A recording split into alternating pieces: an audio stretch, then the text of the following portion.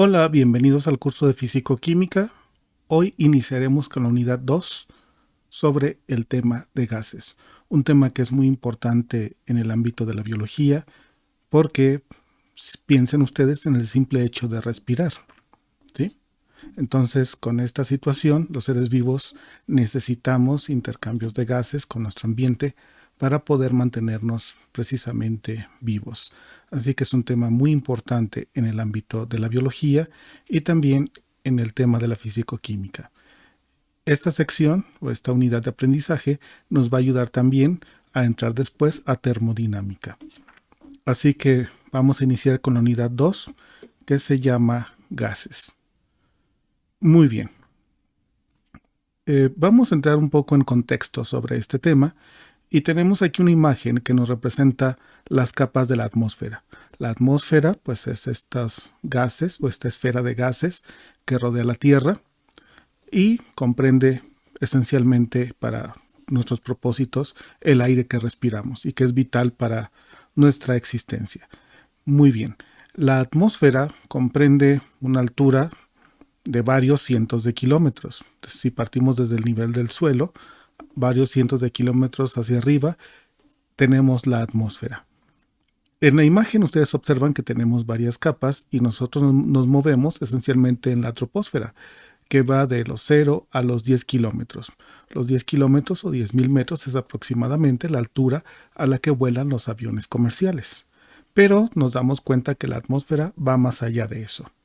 Ahora, no es algo que le demos mucha importancia porque el aire no se ve, así que no pensamos mucho en ello.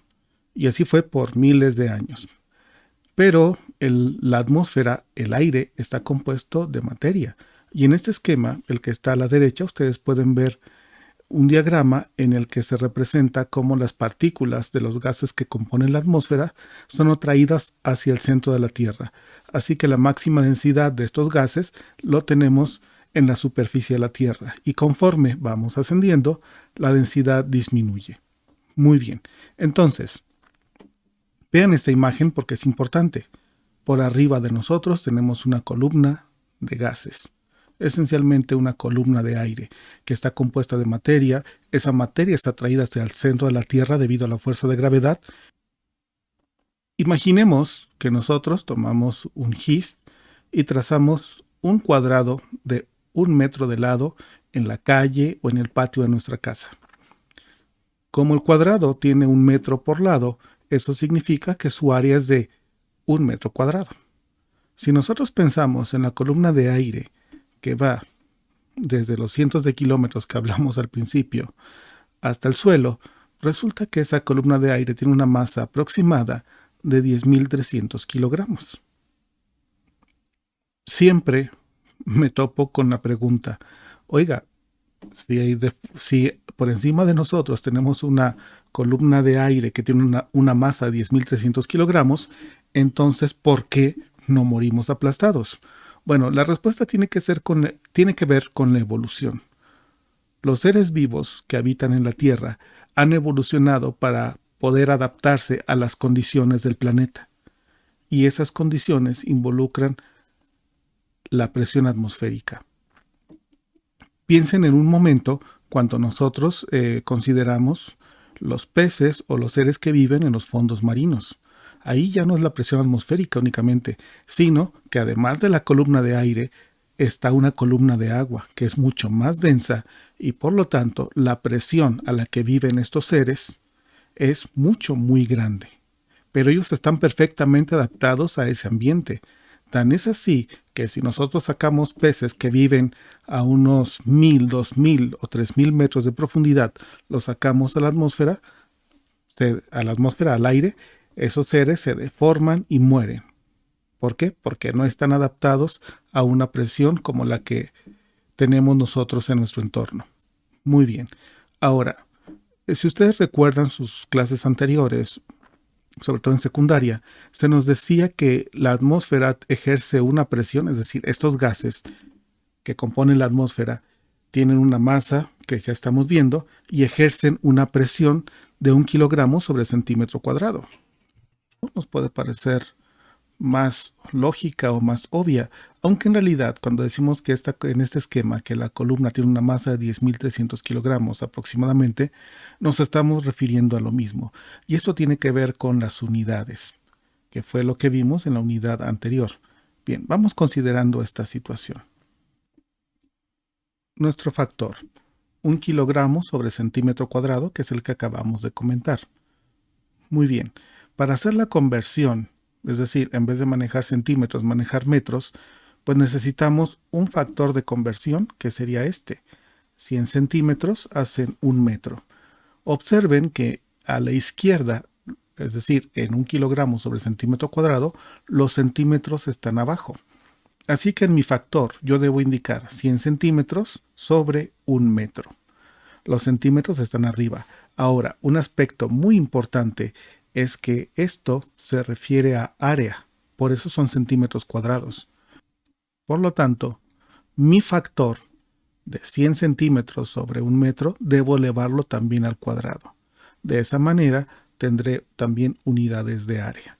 Así que cuando yo eleve al cuadrado me va a quedar 100 al cuadrado centímetros cuadrados sobre 1 metro cuadrado. Y entonces ya podré hacer la conversión que yo requiero. Muy bien. Como debo multiplicar por 1 y dividir entre 1, esencialmente mi resultado es 100 al cuadrado. Esto se consigue agregando 2 ceros, de manera que me queda 10.000. Por lo tanto, mi resultado final es que yo tengo 10.000 kilogramos sobre metro cuadrado. Y esto es así porque en 1 metro cuadrado yo tengo 10.000 centímetros cuadrados. Correcto, muy bien. Entonces, debemos ser muy cuidadosos y no dejarnos nosotros engañar. Algunas veces las cantidades se ven un poco raras o muy grandes o incluso puede en algunos casos verse muy pequeñas, pero si hacemos la conversión nos damos cuenta que hablamos de lo mismo. Muy bien.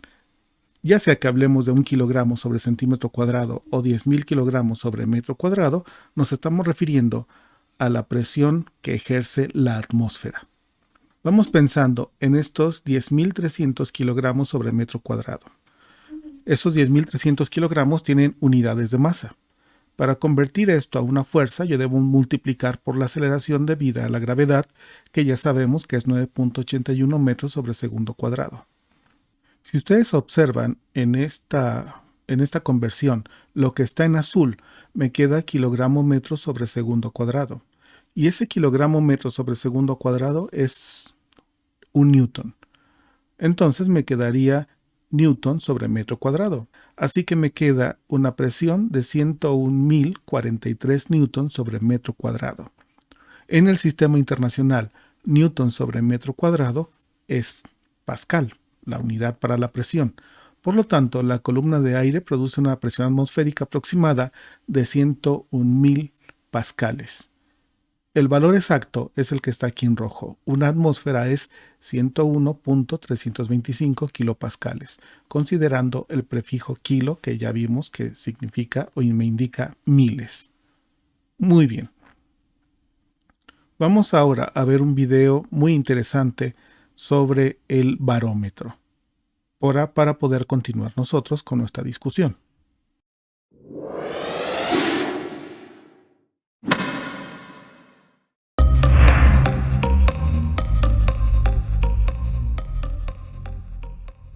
Un invento del italiano Torricelli, el barómetro, lo ha maravillado.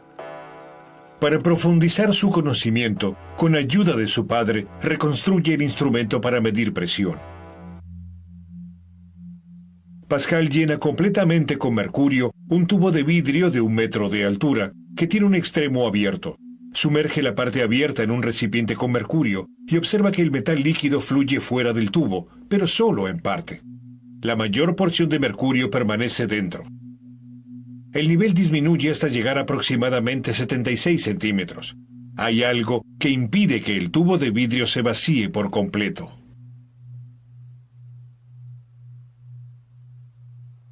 La explicación es que el peso del aire que actúa sobre el recipiente hasta llegar al extremo de la atmósfera presiona el mercurio sobre la superficie libre del recipiente e impide la salida del líquido que se encuentra dentro del tubo.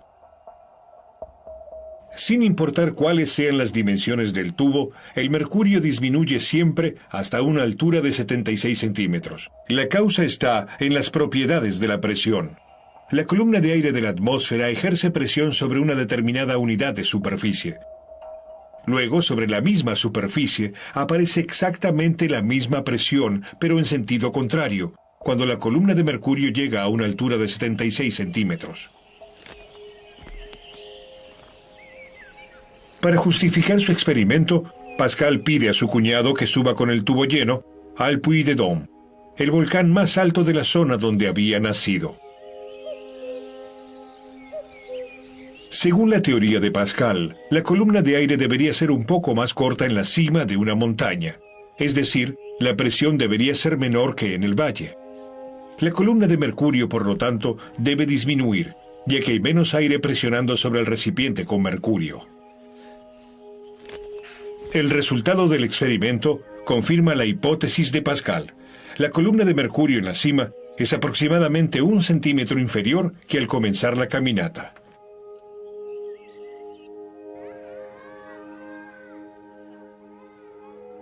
Pascal se da cuenta de que, con ayuda de un barómetro, puede medirse la diferencia de altura entre dos lugares.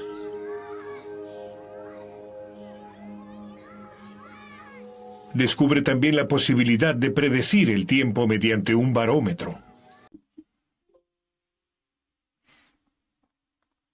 Ya vimos entonces en el video que para el barómetro se utilizó mercurio y que la altura de la columna de mercurio es de 760 milímetros o 76 centímetros. Aquí hay algo que debemos considerar nosotros. La atmósfera estándar se define como la presión que ejerce una columna de mercurio con una altura de exactamente 760 milímetros. Es decir, vamos a tomar el resultado del experimento de Torricelli. Como vimos en el video, podemos considerar que al nivel del mar, es decir, cuando la altura es 0, debemos tener una altura en la columna en el barómetro de 760 milímetros. Esa va a ser nuestra atmósfera estándar. ¿Cómo se consigue esta lectura exacta? Bueno, cuando, como me indica esto, cuando la densidad del mercurio es de 13.5951 gramos sobre centímetro cúbico.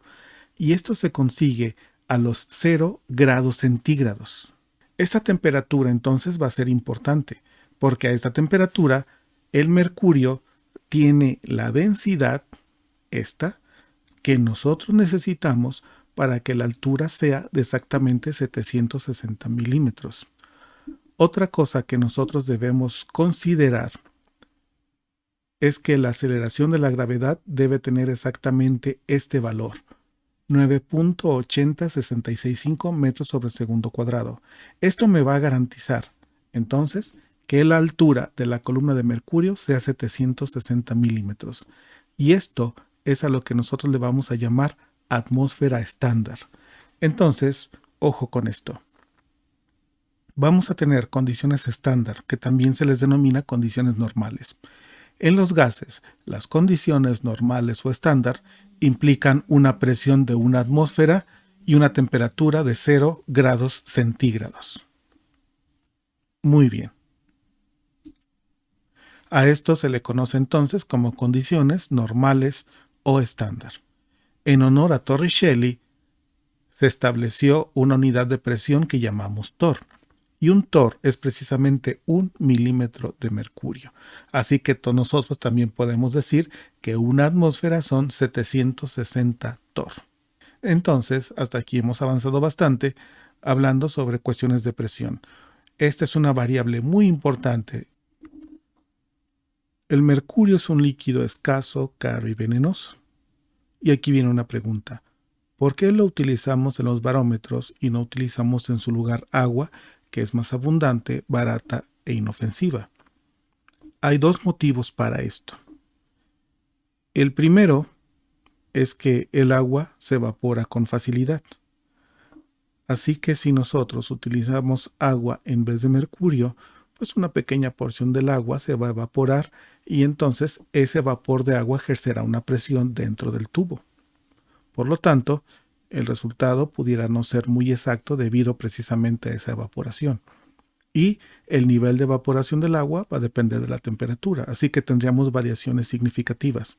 Hay otro motivo también muy importante, sobre todo para fines prácticos. Vamos considerando, ya lo dijimos, que la densidad del mercurio es aproximadamente 13.6 gramos sobre centímetro cúbico. Esta densidad del mercurio de 13.6 nos da una altura en la columna de 0.76 metros. Ahora, la densidad del agua es de 1 gramo sobre centímetro cúbico, es decir, el agua es 13.6 veces más liviana. Por lo tanto, esto significa que si utilizáramos agua en vez de mercurio, la columna tendría que ser 13.6 veces más alta. Y si hacemos el cálculo, resulta que la columna de agua en un barómetro que utilizara agua en vez de mercurio sería de un poco más de 10 metros. Imaginen ustedes en el tiempo de Torricelli e incluso en nuestro tiempo estar manipulando un tubo de vidrio de más de 10 metros. Torricelli con un tubo de 1 metro y Pascal cuando hizo sus experimentos con un tubo de 1 metro fue suficiente. Era manipulable, se podía transportar sin mucho problema como vimos en el video, pero un tubo de más de 10 metros es una complicación. Y si a eso le agregamos el problema de la evaporación, resulta que utilizar agua no es práctico.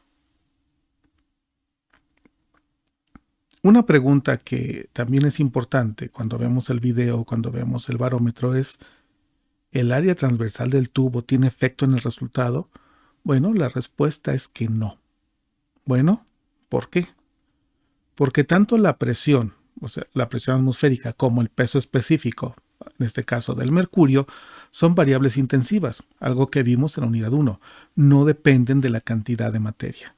Ahora, hagamos el cálculo del cual resulta la altura de la columna de mercurio. Vamos entonces en este caso a considerar primero este término.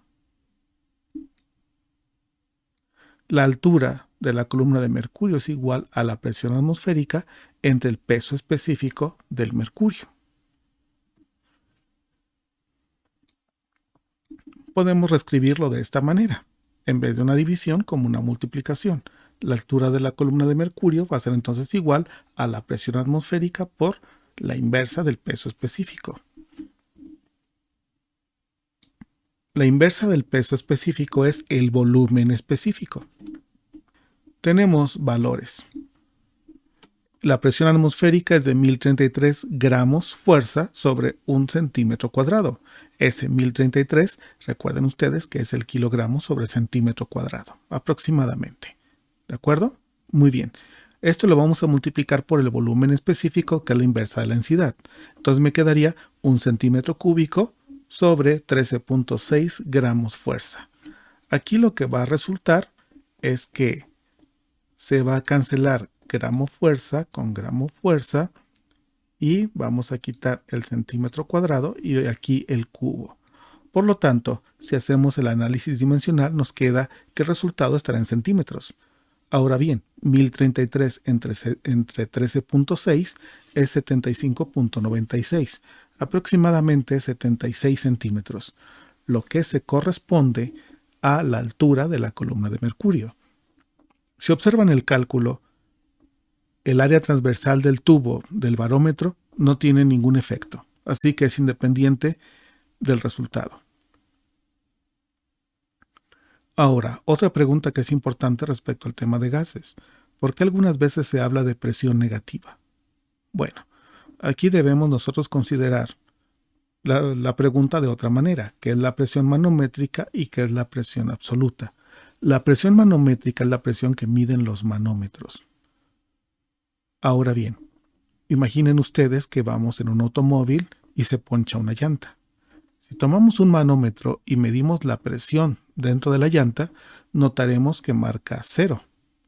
Sin embargo, nosotros estamos viviendo a una presión atmosférica. ¿Qué sucede entonces? Significa que no hay aire dentro de la llanta, es decir, que dentro de la llanta hay un vacío perfecto, porque el manómetro marca 0. Resulta que no. Es claro que dentro de la llanta hay aire, pero ese aire está a la presión atmosférica.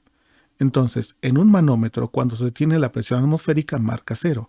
Un manómetro nos va a empezar a marcar una presión positiva cuando tengamos una presión mayor a la presión atmosférica. Ahora bien, ¿qué sucede si yo tengo en un equipo una presión que es la mitad de la presión atmosférica? Bueno, ese manómetro marcaría una presión negativa. La presión negativa significaría que la presión que estoy midiendo es inferior a la presión atmosférica. Así que cuando hablamos nosotros de presiones positivas y negativas, estamos esencialmente refiriéndonos a la presión manométrica. Ahora, ¿qué es la presión absoluta?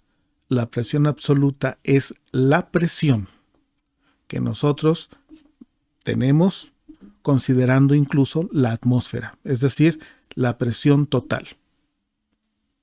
Las llantas de los automóviles se inflan comúnmente a 30 libras sobre pulgada cuadrada. Eso se corresponde aproximadamente a 2 atmósferas. Muy bien, vamos pensando en atmósferas. Entonces, si tenemos una llanta de un automóvil compacto que está inflada a 2 atmósferas y nosotros ponemos el manómetro, va a marcar 2 atmósferas. Sin embargo, la presión real dentro de la llanta o la presión absoluta son las 2 atmósferas que marca el manómetro más la presión atmosférica, de manera que la presión absoluta es 3 atmósferas y la presión manométrica es 2 atmósferas. Así que, ¿cómo convertimos una presión manométrica a una presión absoluta? Es tan sencillo como sumar la presión atmosférica. Entonces, cuando por ahí veamos presión negativa, nos estamos refiriendo o se están refiriendo a una presión manométrica. Muy bien, un gas es una colección de partículas que se mueven al azar por todo un volumen, que es primeramente un espacio vacío. Las partículas de un gas ocupan todo el volumen de cualquier espacio cerrado. Los gases no tienen un volumen intrínseco. Esto significa que no tienen un volumen definido per se, es decir, el volumen de un gas va a estar condicionado a la presión y a la temperatura a la que se encuentre. Esto no sucede, por ejemplo, con los sólidos. Si nosotros tenemos un pequeño cubo de madera, ese cubo de madera tiene un volumen. Puedo calcularlo midiéndolo uno de los lados y elevando al cubo. Así que si hace un poco de frío, de calor o lo meto al congelador, las variaciones van a ser muy pequeñas y esencialmente el volumen será el mismo para fines prácticos. Sin embargo, cuando nosotros tenemos un gas, no ocurre eso. La temperatura, la presión juegan un papel muy importante para saber el volumen que nosotros tenemos en un gas. Piensen ustedes en un niño pequeño al que le regalan un globo. ¿Qué pasa si ese niño mete el globo que le acaban de regalar al congelador? Bueno, después de un rato se va a ver como un poco apachurrado. ¿Por qué? Porque el gas se enfrió, redujo su volumen y pues ya no se ve como estaba en un principio. Pero si el globo se saca del congelador y se deja al ambiente, después de un tiempo volverá a verse como estaba originalmente. Así que los gases, el volumen de los gases depende mucho de la presión y la temperatura a la que se encuentran. Ahora bien, las partículas de un gas están chocando continuamente con las paredes de los recipientes que los contienen. En nuestro entorno, el aire, las partículas que componen el aire, están continuamente chocando con nosotros, con nuestras ventanas, con todos los objetos que tenemos alrededor. A nivel macroscópico, eso es lo que percibimos nosotros como la presión de un gas. Todas estas colisiones de las partículas. Obviamente, cada una de estas colisiones representa un impacto muy pequeño. Pero cuando hablamos de trillones y trillones de partículas, el efecto comienza a ser importante. Los gases son, en diversos aspectos, mucho más sencillos que los líquidos y los sólidos. Y vamos a ver por qué. Bueno, en primer lugar, el movimiento molecular de los gases resulta totalmente aleatorio. Es la primera consideración que vamos a hacer. Se mueven las partículas al azar. Las partículas, los átomos o moléculas, están muy separadas. A manera de ejemplo, a 25 grados centígrados y una atmósfera, solo el 0.1% del volumen que ocupa el gas está ocupado por las propias partículas. Así que cuando tenemos un gas, tenemos en su mayor parte espacio vacío entre esas partículas. Así que tenemos una gran separación. ¿Cuál es la consecuencia de esta separación? Bueno, que las fuerzas de atracción entre las partículas son muy pequeñas que podemos considerar despreciables. Así que describir ese sistema se vuelve más sencillo. Cuando nosotros tenemos sólidos o tenemos líquidos, las partículas están mucho más juntas y las interacciones que puede haber entre ellas son importantes y deben tomarse en cuenta. Cuando hablamos de gases podemos simplificar bastante su comportamiento. ¿Por qué? Porque el comportamiento de las partículas no está sujeto o condicionado a lo que ocurra con otras partículas. Simplemente podemos considerar que se van moviendo y chocan unas con otras y es la única interacción que vamos a considerar. Por lo tanto, sujetos a cambios de temperatura y presión, los gases se comportan en forma más previsible que los sólidos y los líquidos. Para nuestro estudio vamos a dividir los gases en dos, en ideales o también llamados gases perfectos y en gases reales. Un gas que se comporte exactamente como describe la teoría, es decir, las leyes que vamos a estudiar, se llama gas ideal entonces o gas perfecto. Ojo con algo muy importante. Los gases ideales no existen, pero a ciertas condiciones de temperatura y presión, los gases que existen en el mundo natural tienden a un comportamiento ideal, o por lo menos tienen pequeñas variaciones. Así que estos gases ideales nos sirven como referencia para estudiar los gases reales. ¿Cuáles son esas? Vamos a pensar en esto. ¿Cuáles son esas ciertas condiciones a las que nos estamos refiriendo? Bueno, esas condiciones sería una presión baja. Una presión baja va a favorecer que las partículas estén más separadas unas de otras y una temperatura alta. Una temperatura alta implica que las partículas tienen más energía cinética, se mueven más rápidamente, los impactos entre ellas son elásticos completamente y podemos seguir considerando que son despreciables las fuerzas de atracción o repulsión que existan entre ellas. Así que cuando decimos ciertas condiciones es una temperatura alta y una presión baja. Ahora aquí es importante algo que debemos saber. En términos de gases, la presión atmosférica es una presión baja y la temperatura ambiente, es decir, unos 25 grados centígrados, para los gases es una temperatura muy alta. Así que las condiciones ambiente implican un favorecimiento del comportamiento ideal y eso simplifica el estudio de los gases.